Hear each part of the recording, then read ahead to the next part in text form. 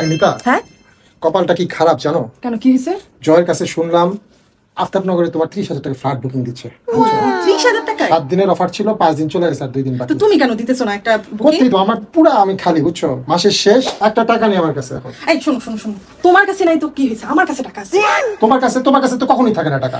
এটা তুমি বুঝবে না, আমার কাছে টাকা আছে। তুমি খালি দাঁড়ায় দাঁড়ায় দেখো আমি আরে আমি কতদিন তোমার কাছে চাইলাম, তুমি বলো একটা টাকা নেই তোমার কাছে। এখন দেখো না আমি কোথা থেকে টাকা বের করে দিই। তুমি খালি দাঁড়াও, আমি এক্ষুনি আনতেছি টাকা। 30,000 টাকা তো কোনো ব্যাপারই না, দাঁড়াও।